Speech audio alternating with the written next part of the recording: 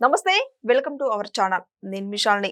AP Amaravati ప్రజల మీద ఎవరైతే అసభ్యకరంగా అనుచిత వ్యాఖ్యలు చేశారో ఇప్పుడు కృష్ణం రాజు అయితే ఆయన పరారీలో ఉన్నారని మనకు వార్తలు వస్తున్నాయి. మరి ముఖ్యంగా చూసుకుంటే కొమ్మినేని శ్రీనివాస్ ఇప్పుడైతే అరెస్ట్ అయ్యాడు. అయితే తర్వాత ఇక కృష్ణం రాజు కూడా అరెస్ట్ కాబోతున్నారని మనకు వస్తున్న సమాచారం. తర్వాత ఇంకా ఆ పరిణామాలు ఇంకా ఎలా ఉండబోతున్నాయో సోషల్ మీడియాలో అయితే ఇది హల్చల్గా హాట్ టాపిక్ గా మారింది. మరి తర్వాత ఇంకా ఆ పరిణామాలు ఎలా ఉంటాయో తెలుసుకోబోతుంది. స్టూడియోలో ఉన్నారు పొలిటికల్ అనలిస్ట్ శ్రీలీల గారు ఉన్నారు. వారిని అడిగి కొన్ని విషయాలు మనం తెలుసుకుందాం. నమస్కారం మేడం. నమస్తే. అంటే అమరావతి ప్రజల మీద మహిళల మీద ఎవరైతే అసభ్యకరంగా అనుచిత వ్యాఖ్యలు చేసి మాట్లాడారో మరి ముఖ్యంగా చూసుకుంటే కృష్ణం రాజు పరారీలో ఉన్నారని వార్తలు వస్తున్నాయి. ఇప్పుడైతే ఆయన బెంగళూరులో ఉన్నారని సమాచారం వస్తుంది. అయితే ఈలోపు ఈ కొమ్మినేని శ్రీనివాస్ అయితే ఏపీ పోలీసులు అయితే అరెస్ట్ చేశారు. అరెస్ట్ చేసి విజయవాడ పోలీస్ స్టేషన్ తరలిస్తున్నారు.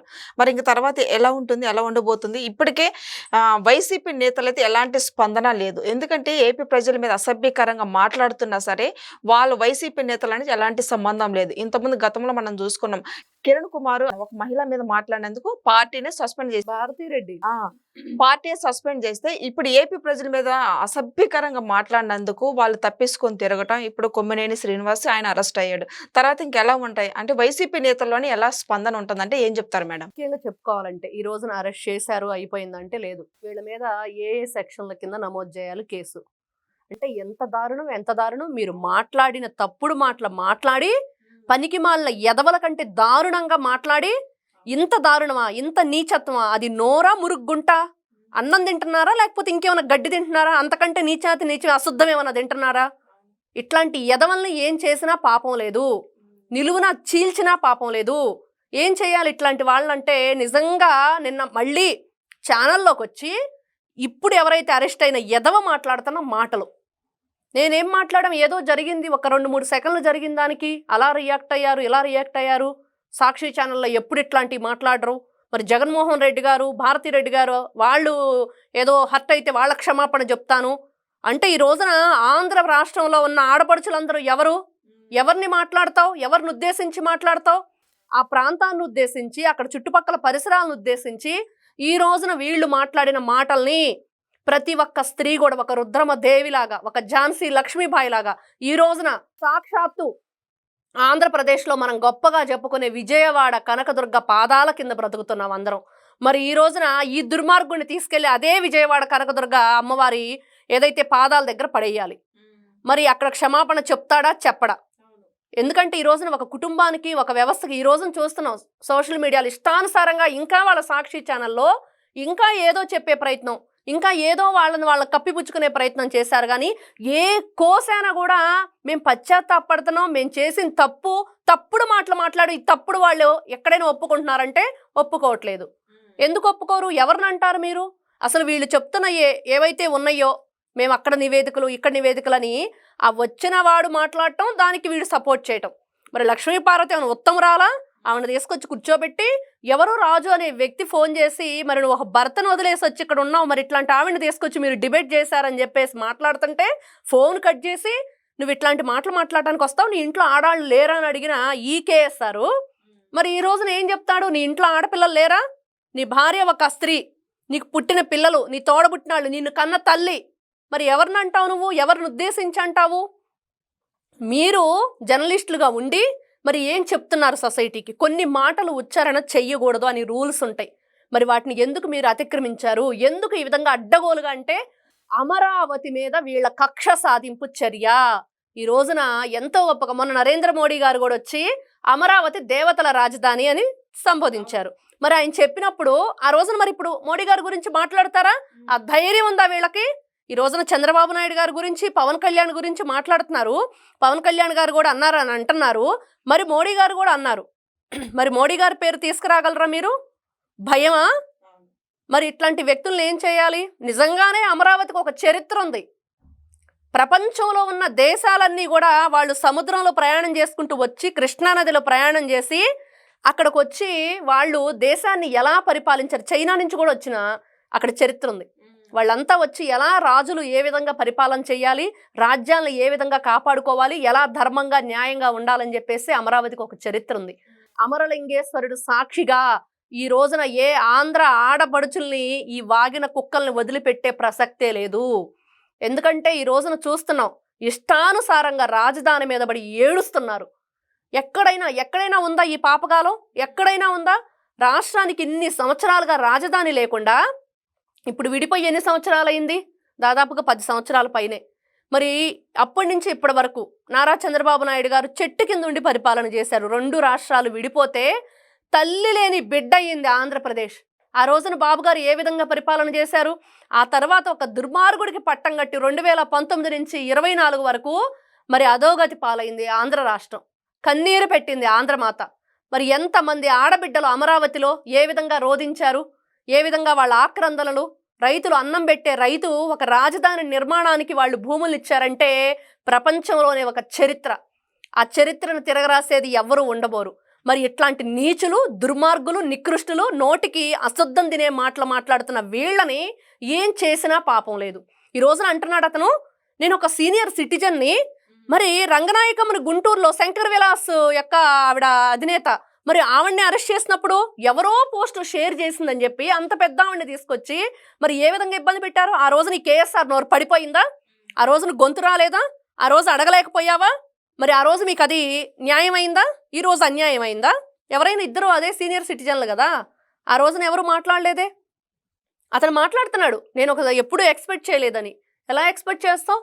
నువ్వు అలా విర్రవీగుతున్నావు మదంతో, అహంకారంతో, కళ్ళు నెత్తికెక్కి ఎవరు ఏదంటే పేటీఎం బ్యాచ్లు తయారు చేసుకొని నువ్వు మాట్లాడే మాటలు డబ్బులు ఇస్తున్నారు కదా అని చెప్పి చెప్పాడు కదా సాక్షాత్తు పోసాని కృష్ణమురళి. నాకు స్క్రిప్ట్ సాక్షి ఛానల్ నుంచి వచ్చిద్దని.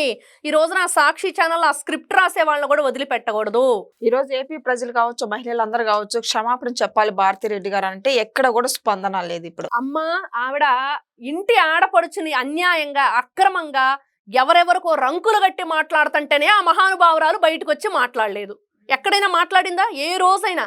షర్మిలారెడ్డిని నీచాతి నీచంగా ఆవిడ పిఏనే ఎవరైతే వర్రా రవీంద్రారెడ్డి అనే వ్యక్తి ఉన్నాడో మరి అతను ఎంత దారుణంగా పోస్టులు పెట్టాడు.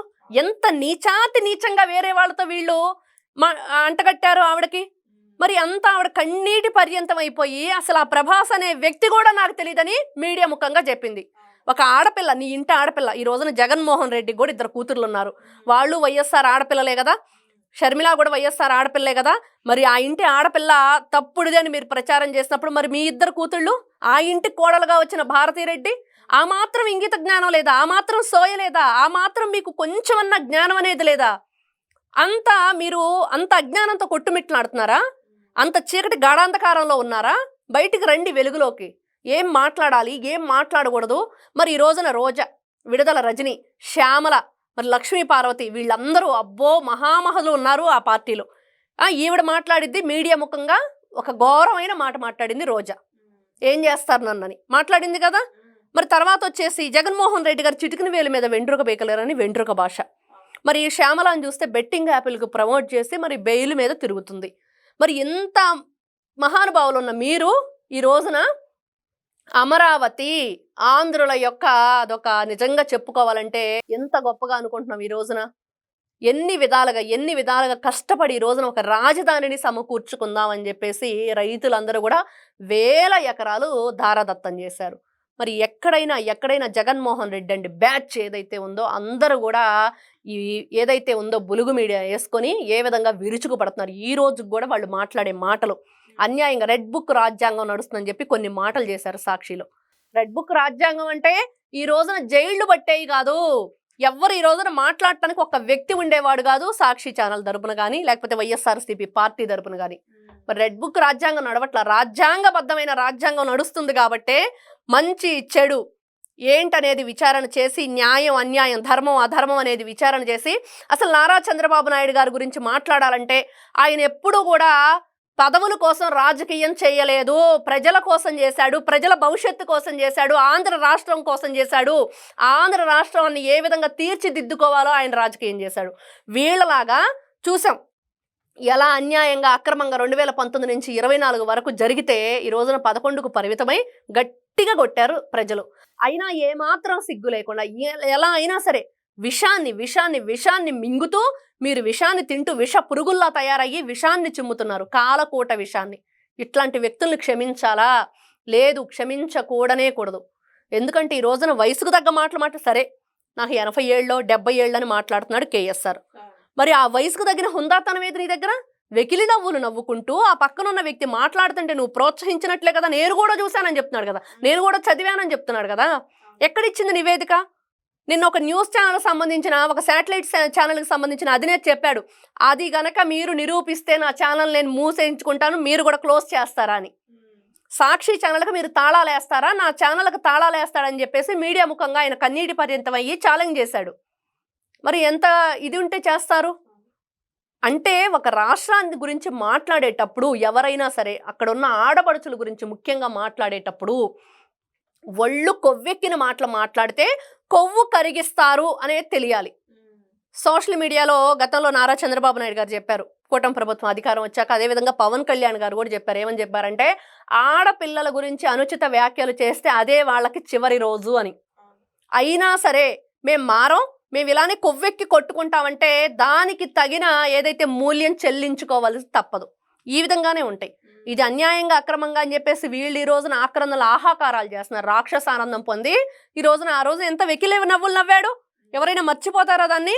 ఇంకా నీ మీద విరుచుకు పడతారని కూడా అతను మాట్లాడుతున్నాడు. అంటే అక్కడ జరిగింది ఏంటి? మీరు మాట్లాడిన మాటలేంటి? పదే పదే పదే పదే నిన్నొక ప్రబుద్ధుడు మాట్లాడతాడు, మేము ఒకసారి అన్నాము, మీ మీడియా అన్నిట్లో పెట్టుకుని 100 సార్లు అంటున్నారు ఆ మాటని. చేసిన తప్పుని ఏ విధంగా వాళ్ళు కప్పిపుచ్చుకునే ప్రయత్నం చేస్తున్నారంటే, ఇంత నీచాతి నీచంగా దిగజారిపోతారా చివరికి? రాష్ట్రాన్ని రాజధాని లేని రాష్ట్రంగా చేయటమే వీళ్ళ సంకల్పం. వీళ్ళు అదే కోరుకుంటున్నారు. వీళ్ళు ఏదైతే నిజంగా అది సంకల్పం కూడా అనకూడదు, వాళ్ళ ఏదైతే దుర్బుద్ధి, దురాలోచన, ఇంత నీచాతి నీచంగా ఆలోచించే వాళ్ళని వదిలిపెట్టే ప్రసక్తే లేదు. ప్రతి ఒక్క ఆడపడుచు ఈ రోజున కంకణం కట్టుకోండి. రాష్ట్రాన్ని రాజధాని లేని రాష్ట్రంగా ఎవరైతే కోరుకుంటున్నారో, ఎవరైతే ఈ రోజున విషం చెమ్మటానికి, బురద జల్లటానికి ప్రయత్నిస్తున్నారో వాళ్ళని వదిలిపెట్టే ప్రసక్తే లేదు. ఈ రోజున విజయవాడ కనకదుర్గ మహిళ, మరి ఝాన్సీ లక్ష్మీబాయి, మరి అదేవిధంగా కాళీమాత, మరి నార్మల్గా ఉండే లక్ష్మీదేవి లేకపోతే పార్వతీదేవి కాళీ అవతారం ఎత్తితే ఎలా ఉండిద్దంటే ఈ రోజున ఏంటి అనేది చూయించాలి. ఖచ్చితంగా రాజధాని గురించి కానీ, ఆడపడుచుల గురించి కానీ, ఆంధ్ర రాష్ట్రం గురించి కానీ ఇంకే ప్రబుద్ధుడు కూడా మాట్లాడకుండా, ఇలాంటి పిచ్చి మాటలు మాట్లాడకుండా సమాధానం ఇలానే ఉండిద్ది. ఇంకెప్పుడు కూడా ఎవరు కూడా ఆలోచించటానికి కాదు కదా, కనీసం అటువైపు చూడటానికి కూడా భయపడాలి. ఇదైతే ఖచ్చితమైన శిక్ష వీళ్ళకి. Thank you madam.